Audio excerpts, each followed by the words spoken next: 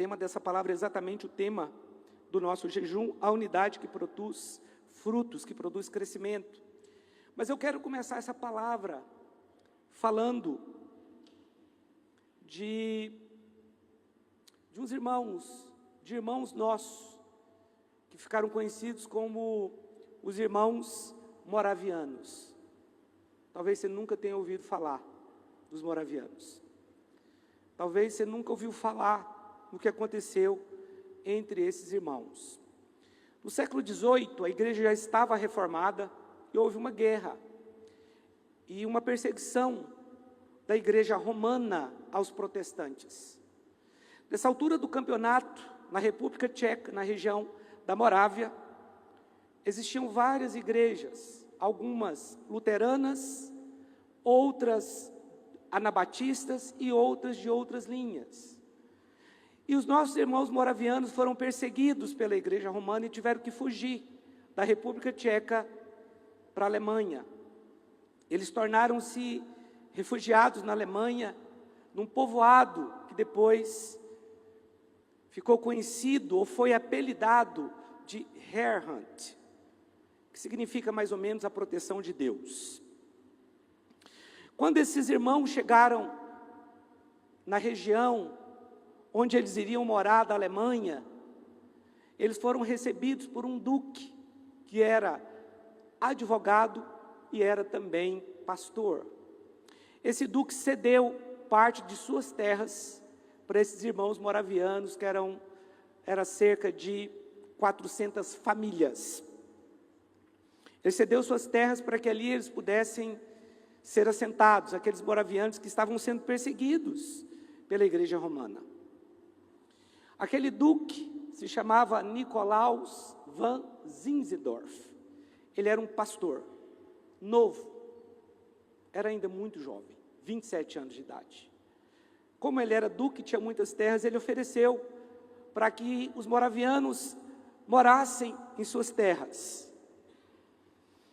E a história conta que esses irmãos moravianos, eles eram descendentes de um reformador da igreja, chamado Jan Hus. Então eles eram chamados de hussitas, os moravianos, porque eles seguiam os ensinamentos de Jan Hus. Jan Hus, ele foi um pré-reformador, ele veio antes de Lutero, mas ele foi um dos primeiros a dizer que a Bíblia tinha que ser traduzida para a língua das pessoas nos seus países. E a igreja romana naquela época não aceitava isso, porque a Bíblia era lida somente em latim, até porque eles queriam ter o controle. Então só quem sabia o latim é que entendia a Bíblia.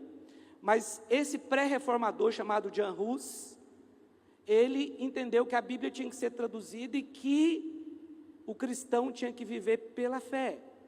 Inclusive Lutero, ele pegou os ensinamentos de Jan Hus para depois fazer a reforma protestante. Jan Hus, ele foi queimado em praça pública no século XV pela igreja romana e acusado de herege. Então esses moravianos eram descendentes desse homem. Quando Jan Hus estava morrendo em praça pública, ele disse: vocês hoje estão matando um ganso, mas um dia uma águia irá se levantar e a essa vocês não vão matar. Alguns acreditam que ele liberou uma profecia a respeito de um outro reformador que viria depois, chamado Martinho Lutero. Os moravianos, mesmo sendo descendentes e seguidores de Jan Hus, eles eram de denominações diferentes, mas quando eles chegam na região da Boêmia, na Alemanha, em Herrnhut, eles se dividem, eles estavam divididos. E aí eles começam a fazer culto, porque eram protestantes, mas cada um tinha o seu culto. E havia tanta divisão entre os moravianos, que fala-se que alguns iam para a porta da igreja do outro, para falar tudo isso é uma heresia. Não acredite no que ele está falando. Mas um certo dia, 3 anos depois, que eles já estavam assentados naquela região da Alemanha, eles então, esse duque, o Nicolaus von Zinzendorf, reúne todos os moravianos. Naquele dia, ele faz um culto e prega uma palavra sobre unidade. Naquele dia, aqueles moravianos que estavam divididos, e muito divididos, eles chegavam a brigar de vias de fato. Naquele dia, eles choraram muito, eles se quebrantaram e eles se arrependeram. Os moravianos, a partir daquele dia, decidiram que eles iam orar 24 horas por dia de forma ininterrupta. Sempre um casal orando, 1 hora por dia. E eles fizeram uma torre de oração. Essa torre de oração existe até hoje, dessa mesma região. E aí, não existe mais, eles não tem ninguém orando lá, mas ela está lá para ser visitada. E o avivamento entre os moravianos foi tão forte, que a torre de oração durou 100 anos.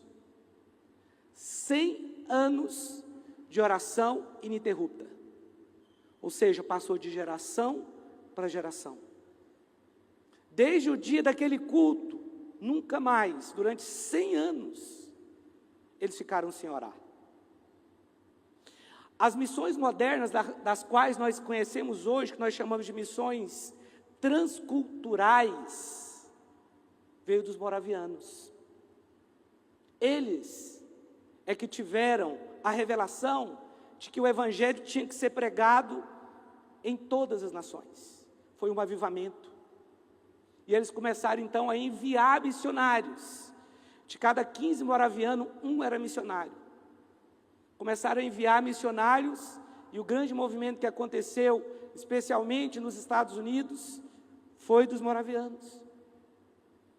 Depois eles se tornaram o que nós conhecemos hoje como os metodistas. O metodismo veio dos moravianos. Mas eles foram para regiões dos Estados Unidos, como a Pensilvânia, ali, avivamentos aconteceram, mas eles foram enviados também para a Groenlândia, fizeram um grande trabalho de evangelismo, porque a Groenlândia foi o primeiro país a se considerar totalmente protestante. Depois enviaram pessoas também para a Índia, para vários lugares no mundo, porque eles tinham um entendimento de missões muito forte, principalmente por causa desse pastor, o Nicolaus von Zinzendorf. Eles começaram a enviar pessoas. E em uma das ilhas que eles foram enviados, eles procuraram saber se aquela ilha podia receber o missionário. Mas era uma ilha de escravos. Então eles não podiam receber, o evangelho não podia ser pregado naquela ilha, e alguns moravianos se venderam como escravos para poder pregar o evangelho para escravos ali. Esses eram os moravianos. Eles impactaram a terra com a sua pregação. John Wesley estava numa viagem de navio na Inglaterra, e naquela viagem, o pregador John Wesley, um avivalista, grande pregador, poderoso, pregação, acredita-se que John Wesley andou 40 mil quilômetros de cavalo e de navio para pregar o evangelho. 40 mil quilômetros. Daqui na Europa, só para você ter uma ideia, tem 8 mil, 10 mil quilômetros. Ele andou 40 mil quilômetros. Mas a vida de John Wesley foi mudada. Ele já era um cristão quando ele estava no navio, e aquele navio estava a ponto de afundar. E todo mundo gritando, desesperado. Mas entre eles estavam alguns moravianos, que cantavam louvores, sorriam e se alegravam. Quando John Wesley olhou para os moravianos, ele disse: eu preciso me converter. Esses homens não têm medo algum de perder a vida. Eles estavam felizes cantando. Estou falando de um povo que estava dividido, que brigavam a ponto de um bater no rosto do outro, mas que agora entendeu um propósito maior. Eles não estavam presos mais na questão denominação. O importante para eles não era o que era secundário, mas o que era primário. tinha muita pressa a obra missionária em todo o mundo. É tão poderosa essa história. E nós precisamos olhar para o passado, entender que nós somos fruto também de uma obra missionária, mas entender que nós precisamos ter um alinhamento muito maior para nós avançarmos. Nós precisamos estar mais alinhados. Eu sei que tem coisas secundárias que talvez você acha que é super importante. Não é, a igreja precisa de parar de preocupar com coisas secundárias. Infelizmente hoje o que a gente vê é a igreja discutindo sobre cor de parede, ou discutindo sobre pregar de sapato no púlpito, ou pregar de tênis no púlpito. Isso é secundário. Se você está pregando de tênis, numa igreja de parede preta, mas se você tem unção, é isso que importa. Mas nós estamos discutindo coisas que nem deveria ser discutida no nosso meio. Enquanto nós deveríamos estar falando de oração, enquanto nós deveríamos estar falando de unidade, enquanto nós deveríamos estar falando de santificação, nós estamos preocupados com cor de igreja. Ah, tem muitas luzes, é uma boate. Ah, quando você prega tocando ali, acontece uma coisa da sua mente. Para de ouvir isso. Isso é secundário. Nós precisamos focar naquilo que nos une, não naquilo que nos divide. Isso é unidade. Aqueles homens, os moravianos, impactaram muitos países, porque eles decidiram focar naquilo que era o principal.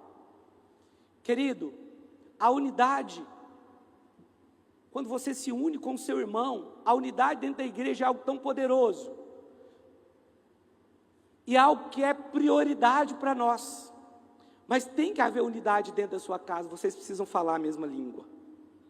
Unidade não é que você nunca vai discordar. Eu sei que hoje ministrar uma palavra, depois de tantas palavras que já foram ministradas falando de unidade, parece que não sobrou nada para você falar. Mas eu não me importo de repetir o que os irmãos falaram aqui, porque foi muito importante. E eu sei que muitos não estavam aqui. Então, se eu repetir é até segurança. Muitas coisas foram faladas nesses dias aqui a respeito de unidade, foram muito importantes. E eu quero, a primeira coisa é falar que unidade vem pela diversidade e não pela uniformidade. Na nossa cabeça, unidade é ser todo mundo igual, mas não é assim na cabeça de Deus. Na cabeça de Deus é sermos diferentes, porém com o mesmo propósito. Você consegue entender isso? Aqui em Efésios capítulo 4, vamos ler o versículo 11, Efésios capítulo 4, verso 11. Então Deus, Ele não vai agir se todos forem iguais, não é isso, unidade não é isso. Unidade não é todos serem uniformes, todos iguais, mas é o contrário disso, mas é caminhar com o mesmo propósito, ainda que haja diversidade. Olha o que o texto diz aqui em Efésios capítulo 4, verso 11. E Ele mesmo concedeu uns para apóstolos, outros para profetas, outros para evangelistas e outros para pastores e mestres, com vistas ao aperfeiçoamento dos santos, com propósito, para o desempenho do seu serviço, para a edificação do corpo de Cristo, até que todos cheguemos à unidade da fé e do pleno conhecimento do Filho de Deus, a perfeita varonilidade, à medida da estatura da plenitude de Cristo, para que não mais sejamos como meninos, agitados de um lado para o outro, e levados ao redor por todo o vento de doutrina, pela artimanha dos homens, pela astúcia com que induzem ao erro. Mas seguindo a verdade em amor, cresçamos em tudo, naquele que é a cabeça, Cristo.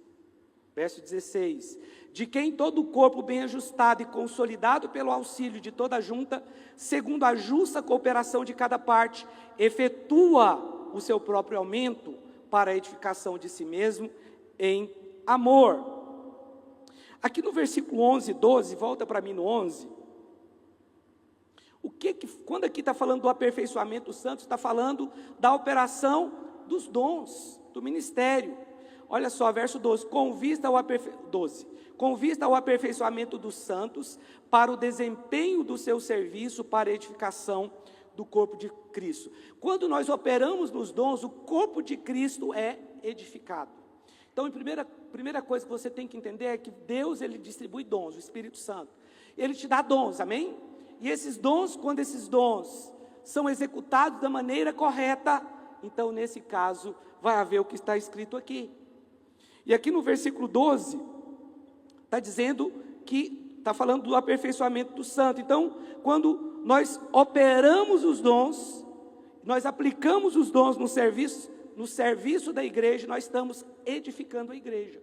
Quando você é usado nos dons, a igreja é edificada. Mas olha só o verso 13. Quando a igreja é edificada, ela vai nos levar para um outro patamar. Ela vai nos levar para a revelação do Filho de Deus. Olha o verso 13.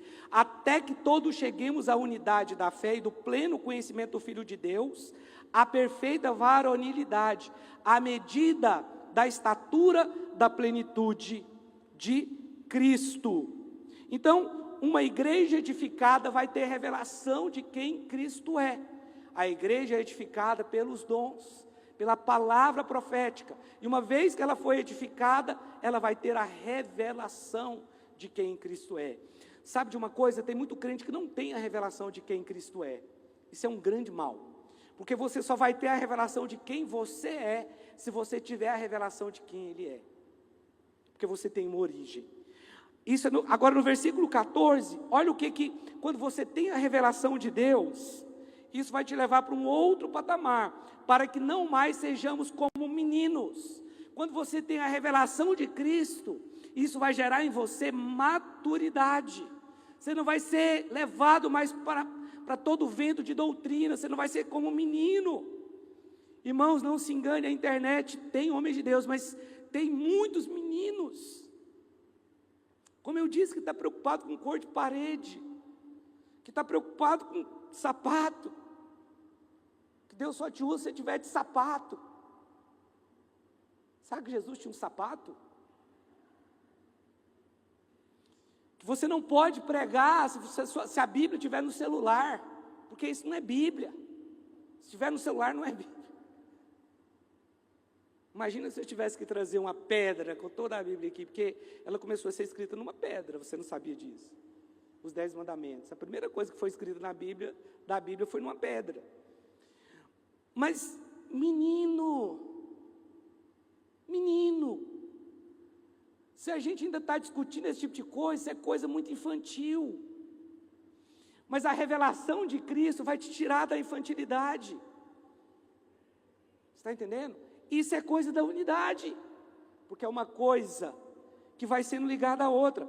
Agora, a maturidade, eu li o verso 14, deixa eu terminar de ler o verso 14, para que não mais sejamos como meninos, agitados de um lado para o outro, e levados ao redor por todo o vento de doutrina, pela artimanha dos homens, pela astúcia com que induzem o erro.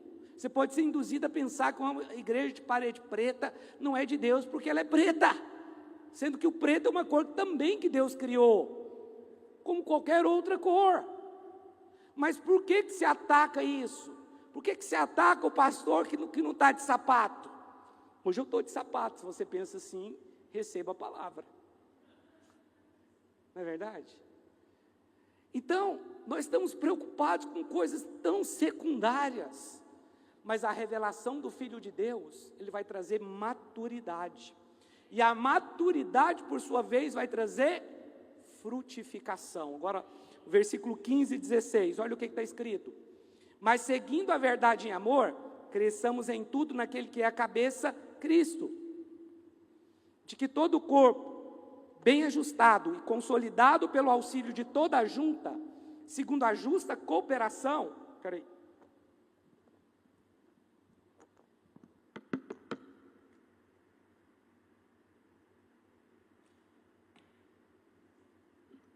segundo a justa cooperação de cada parte, efetua o seu próprio aumento para a edificação de si mesmo em amor. Então, na medida que nós temos maturidade, nós vamos crescer. Nós vamos crescer na nossa maturidade, mas nós vamos crescer em fruto também, ganhando pessoas, fazendo a igreja evangelizar, ganhar vidas. Mas isso é fruto da nossa maturidade em Deus.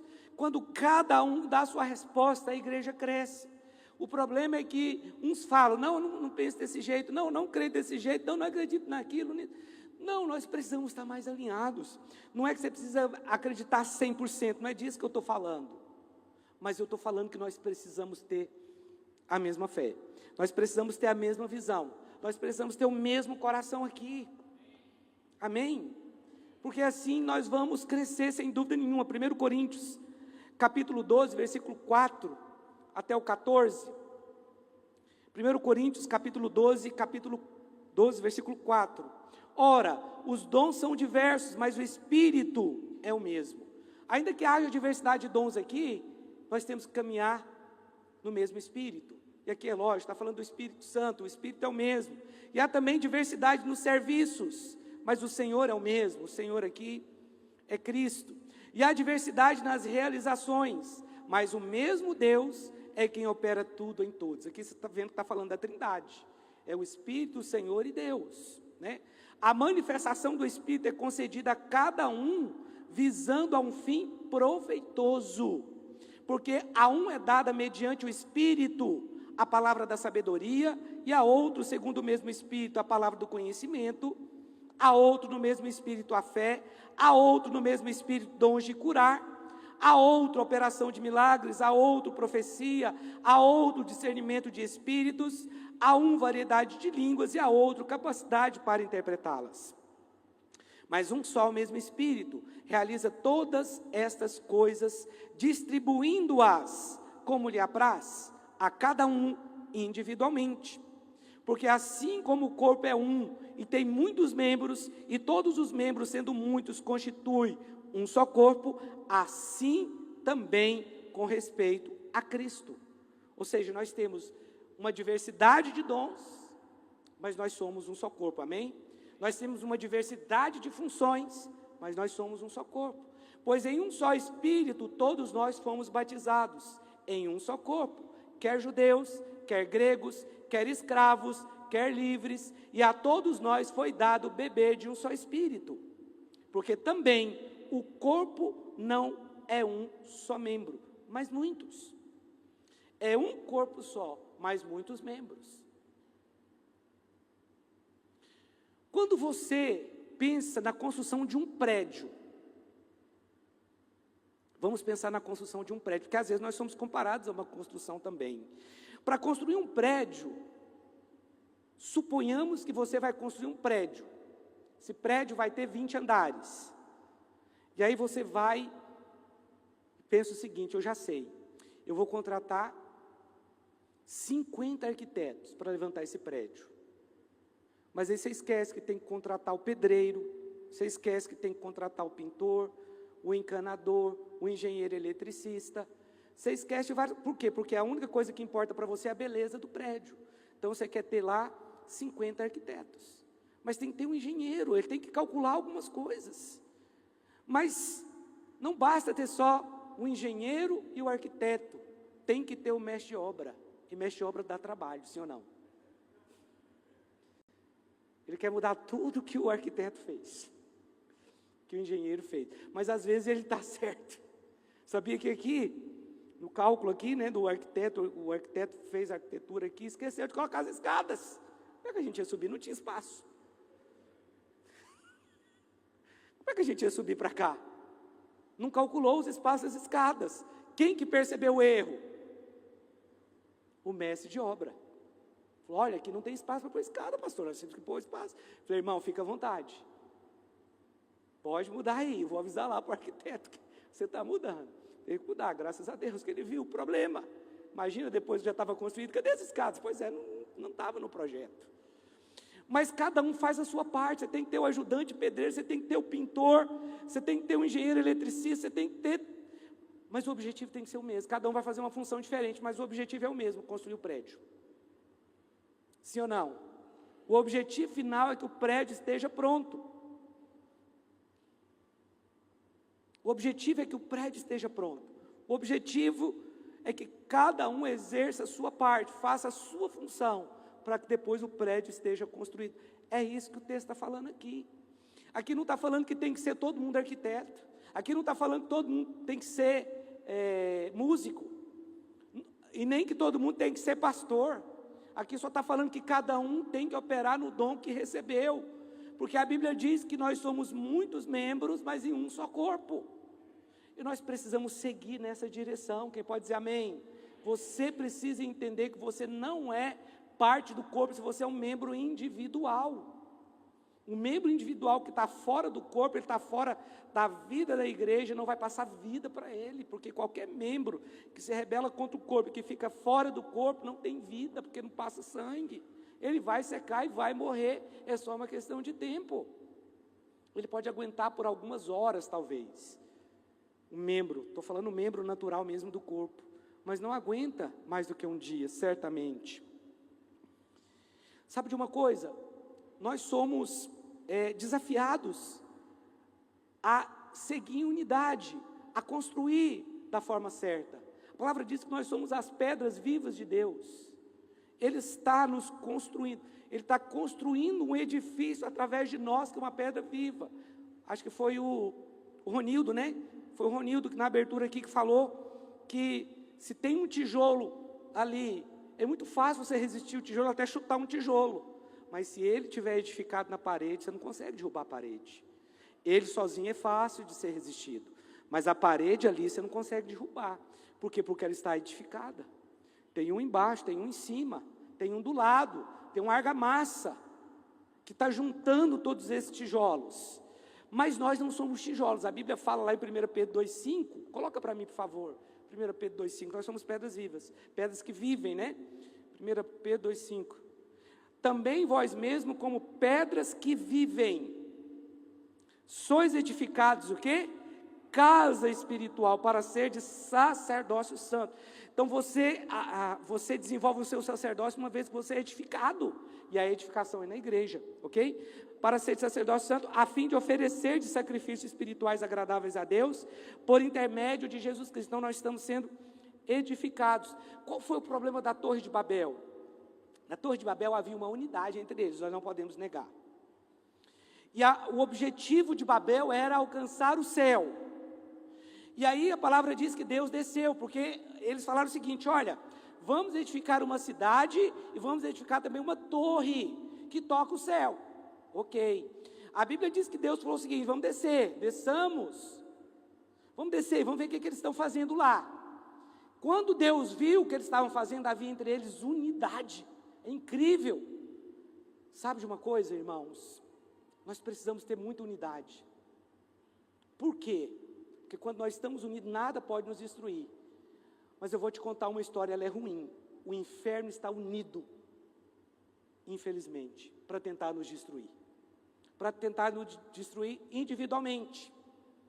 A igreja, as portas do inferno não têm poder contra a igreja, contra a assembleia. Mas o diabo, ele tem unidade na maldade, assim como os babilônios também tinham.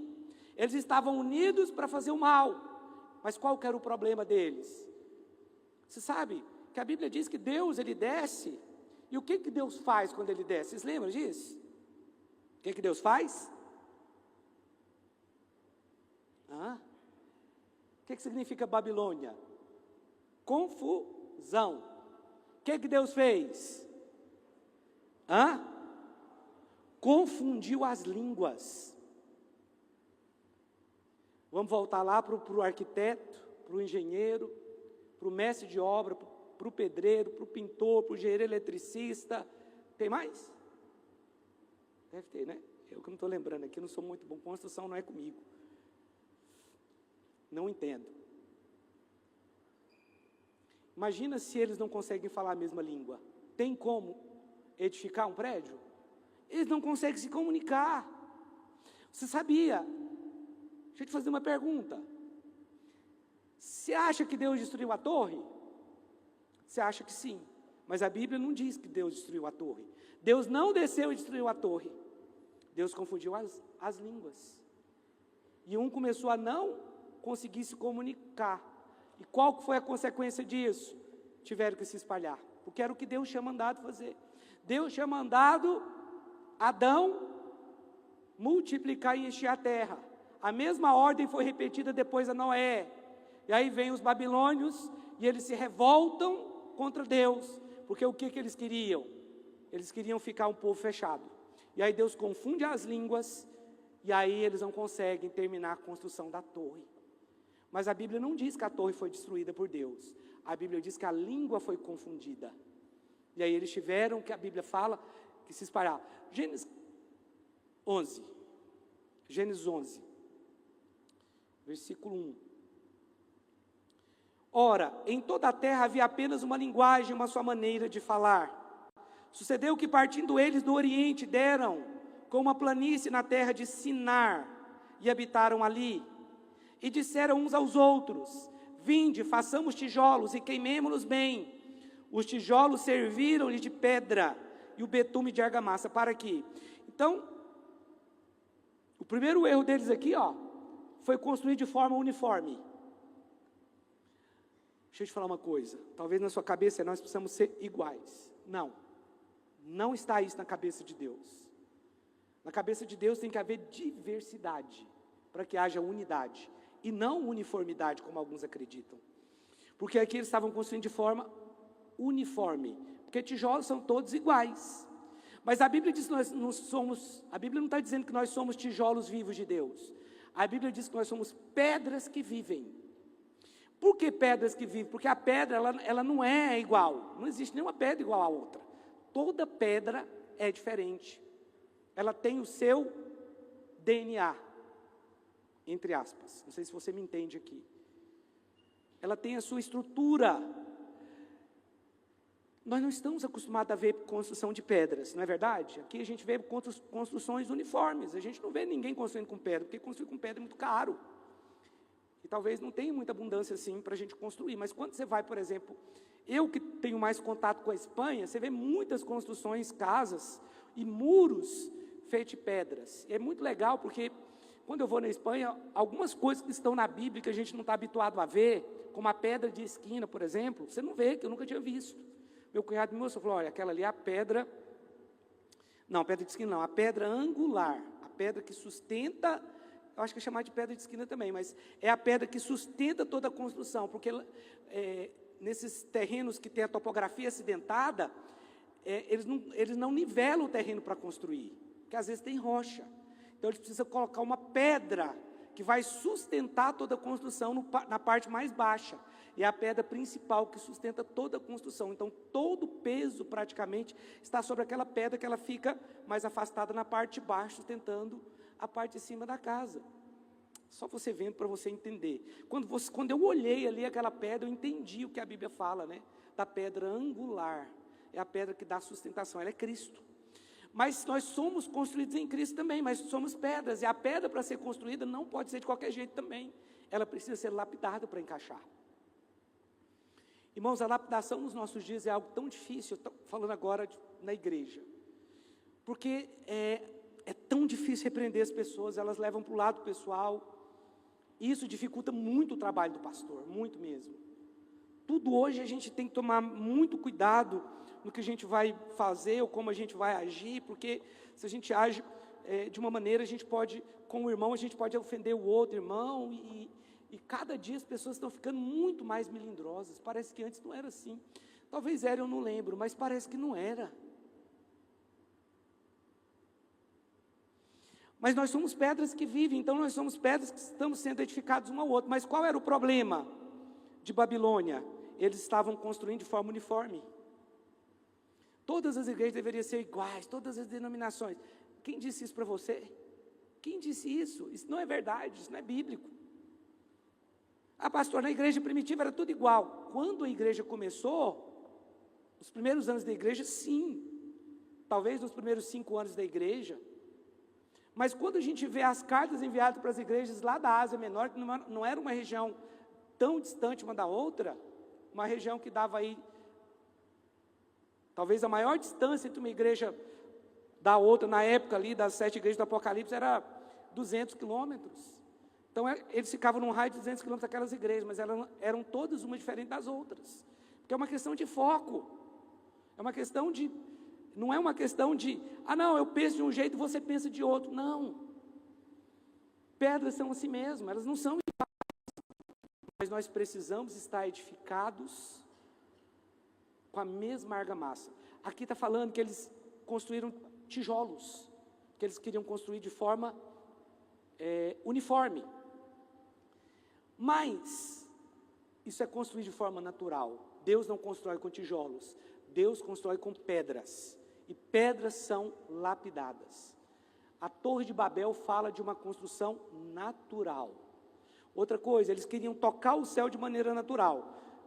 Não, nós tocamos o céu de maneira espiritual. A Torre de Babel era uma resposta ao dilúvio que tinha vindo sobre a terra. Mas sabe de uma coisa? Às vezes também nós construímos as nossas torres de Babel.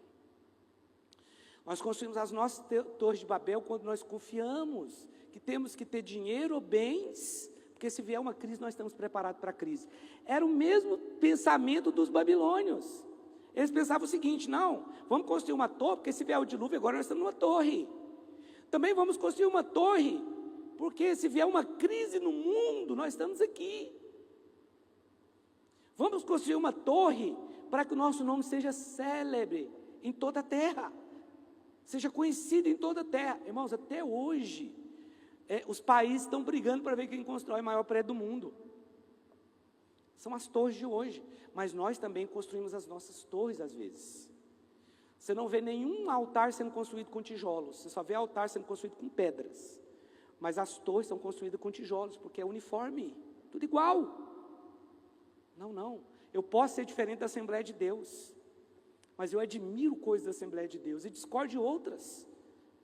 Amém. Aqui, por exemplo, nessa igreja aqui, tem um problema de falta de unidade aqui, num ponto, que desde que eu sou pastor, desde que comecei essa igreja aqui, eu tenho tido esse problema, e eu não consigo alinhar. Qual, pastor? Eu estou tentando fazer todo mundo aqui torcer para o Flamengo, mas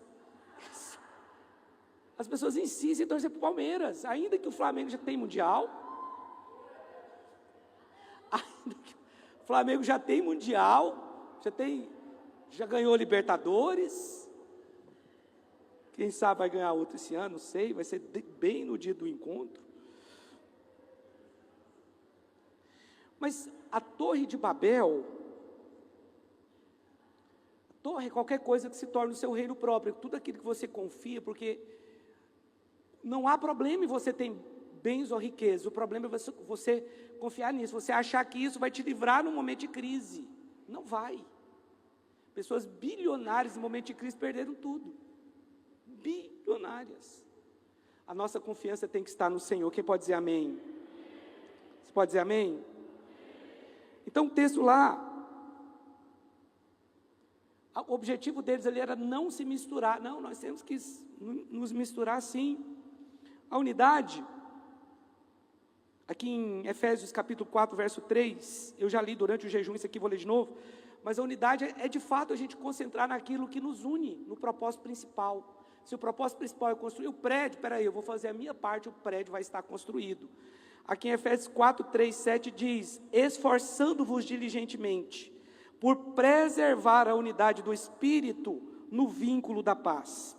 Olha só, deixa eu te falar uma coisa, se nós temos que preservar, nós temos que preservar algo que nós já temos, que o Senhor já nos deu, e nós temos que perseverar na unidade.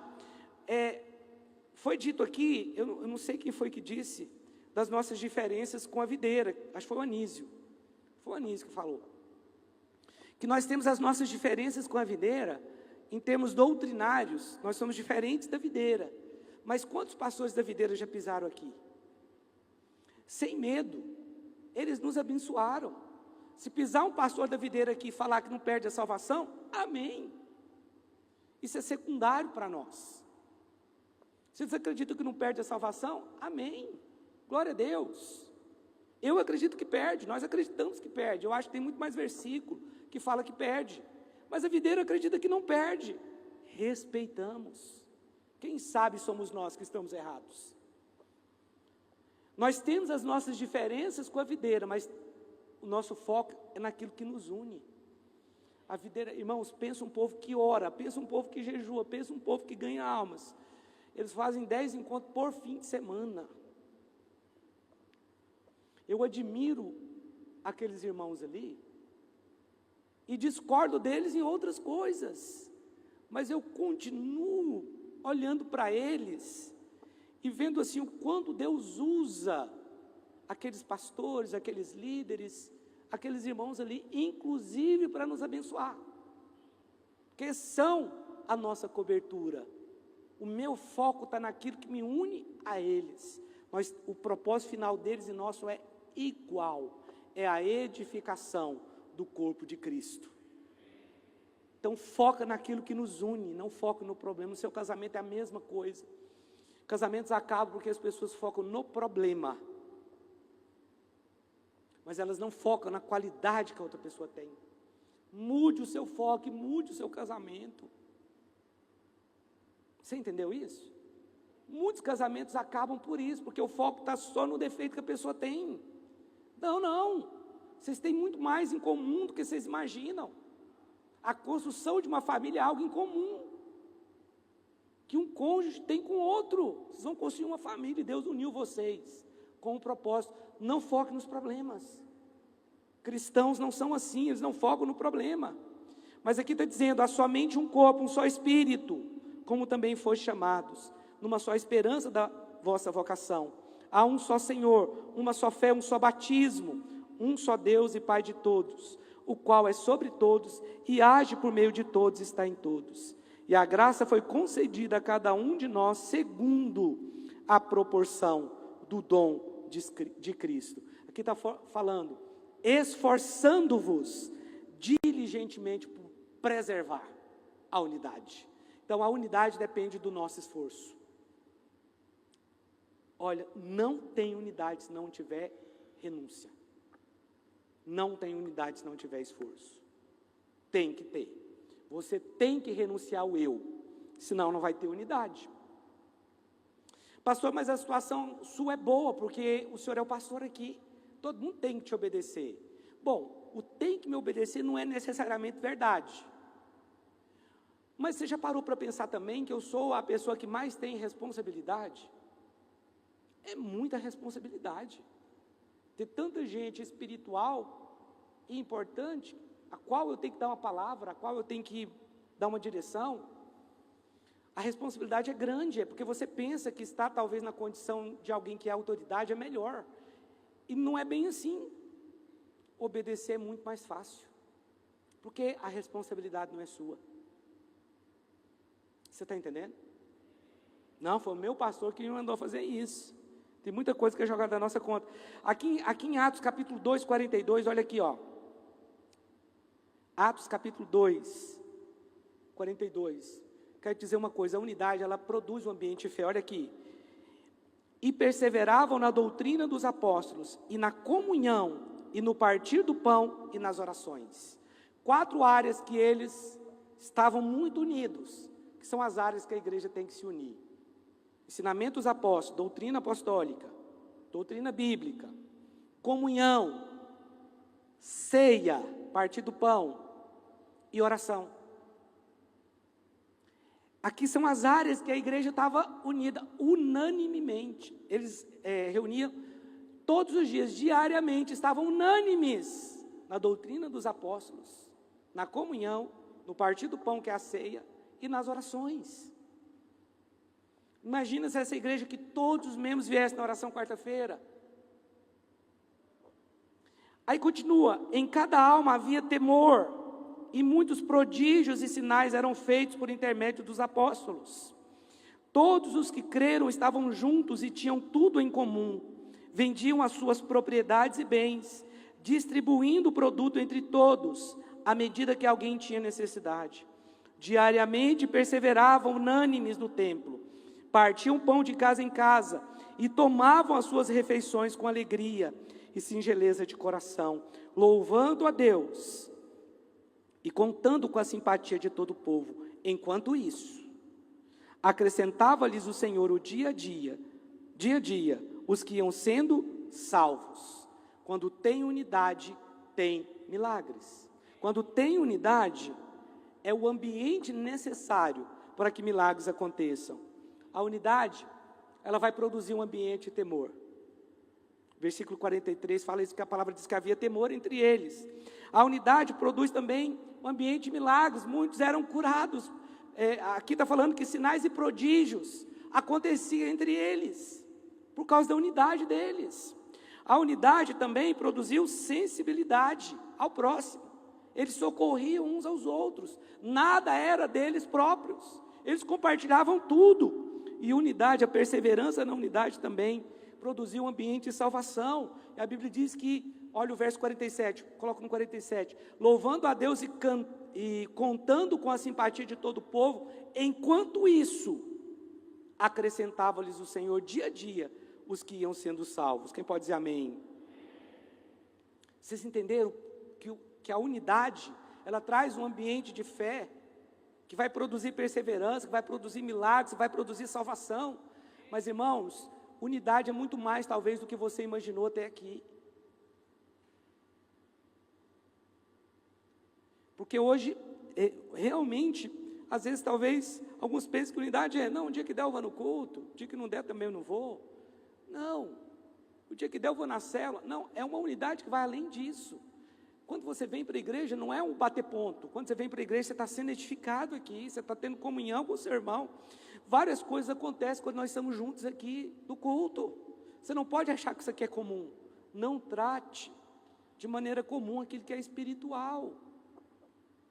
A palavra diz que Esaú fez isso, irmão de Jacó. Ele profanou o que era espiritual. O que é profanar? Profanar é tornar comum aquilo que é espiritual. Ele profanou o seu direito de primogenitura e vendeu o seu direito de primogenitura para o seu irmão. Foi por isso que ele foi reprovado. Tem pessoas que ela não rompe porque ela não está em unidade com o corpo. Ela não participa das mesmas bênçãos que o corpo produz. Porque nós somos abençoados, eu sou abençoado pelos irmãos aqui, também abençoo. E para terminar, para encerrar, queria pedir o David para subir aqui. Quero que você abra sua Bíblia em João capítulo 15, versículo 1, nós vamos ler até o 7. João capítulo 15, versículo 1. Diz assim: eu sou a videira verdadeira, e meu pai é o agricultor. Todo ramo que estando em mim não der fruto, ele o corta, e todo o que dá fruto limpa, para que produza mais fruto ainda. Vós já estáis limpos pela palavra que vos tenho falado. Permanecei em mim, e eu permanecerei em vós. Como não pode o ramo produzir fruto de si mesmo, se não permanecer na videira, assim nem vós o podeis dar, se não permanecerdes em mim. Eu sou a videira, vós os ramos. Quem permanece em mim e eu nele, esse dá muito fruto, porque sem mim nada podeis fazer. Se alguém não permanece em mim, será lançado fora, à semelhança do ramo, e secará. E o apanham, lançam no fogo e o queimam. Se permanecerdes em mim, e as minhas palavras permanecerem em vós, pedireis o que quiserdes, e vos será feito. Aqui está falando de permanecer em Cristo, uma permanência em Cristo, aqui o texto está claro. Mas a semana que vem eu quero falar da bênção de permanecer. Permanecer não é fácil. Permanecer gera desgaste. Quantos anos você está casado? Tem desgaste.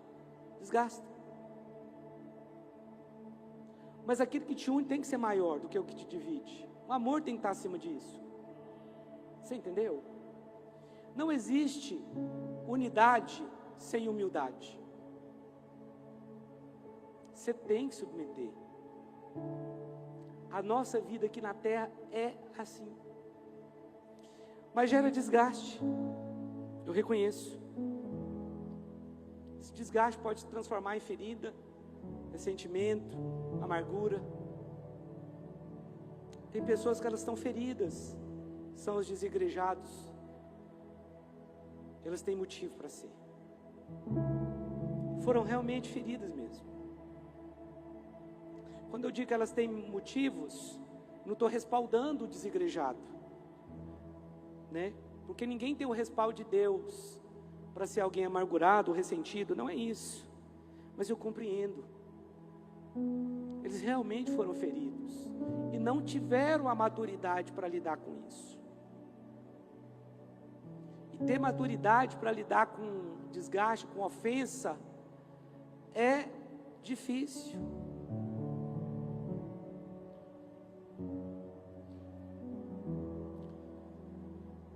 Deixa eu te falar uma coisa, meu querido.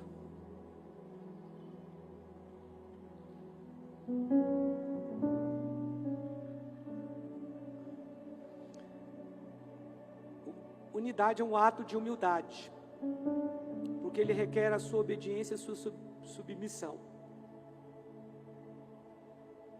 Eu vou te dizer por que é difícil. Porque quando tem o desgaste, ou quando tem a ofensa, é para aquilo que você olha. Mas você se esquece da recompensa que está lá na frente, para aqueles que permanecem. Semana que vem eu vou pregar só sobre pessoas na Bíblia que permaneceram. E o que desencadeou no final? O que aconteceu? Mas deixa eu te falar uma coisa. É fácil permanecer quando não tem ofensa.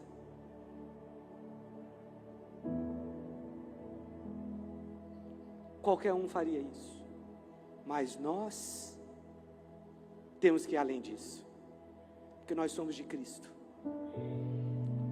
Nós precisamos olhar lá na frente. Eu não posso olhar só a parte do prédio que eu vou construir, porque senão eu penso que só aquilo é importante. Não, mas os outros também estão construindo, estão fazendo algo que é fundamental. O prédio pode estar bonito e todo estruturado, mas se ele não tiver energia, ninguém vai querer morar lá. Vocês estão entendendo? Então, permanecer é um tremendo ato de humildade.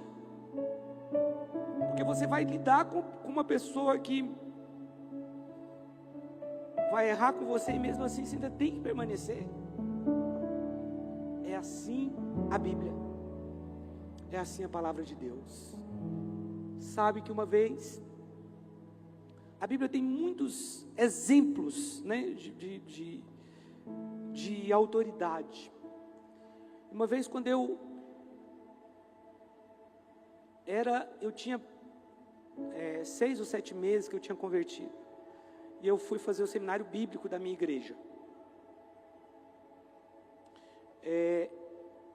e tinha uma matéria. Nessa matéria você tinha que fazer, pode olhar para mim aqui, as crianças estão subindo que nós vamos tomar a ceia, e aí as irmãs que estão lá embaixo vão tomar a ceia também, então eles vão sentar aqui, tá bom?